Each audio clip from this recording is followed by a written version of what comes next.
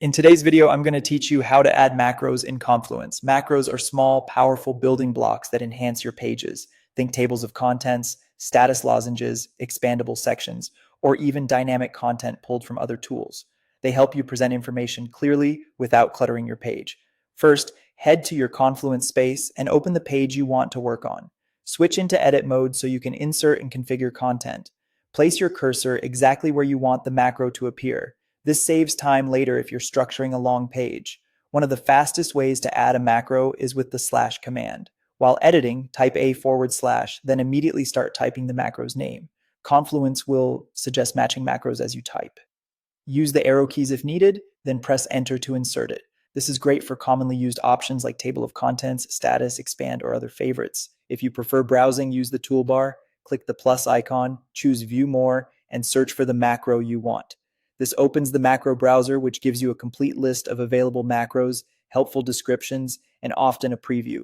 It's perfect when you're not sure which macro fits your use case.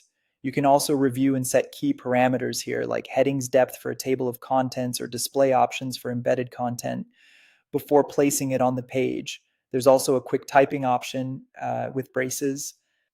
Type an opening brace followed by the macro name to trigger autocomplete. Use double braces to insert inline macros that sit within a line of text, such as a status lozenge.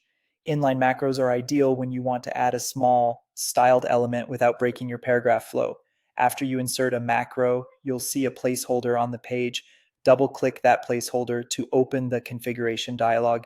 This is where you fine-tune settings like colors, layout, filters, or data sources. For example, adjust the color on a status macro, limit heading levels for a table of contents, or refine filters for dynamic lists so they show exactly what you need. Apply your changes and check the live preview so the macro fits your page design. If you need to reorganize your content, select the macro block to cut, copy, paste, or remove it. This makes it easy to reuse a configured macro elsewhere or clean up sections quickly without reconfiguring from scratch. And that's it. Use the slash command for speed, the toolbar and macro browser for discovery, and braces for power users. With these options, you can enrich your Confluence pages and make complex information effortless to navigate.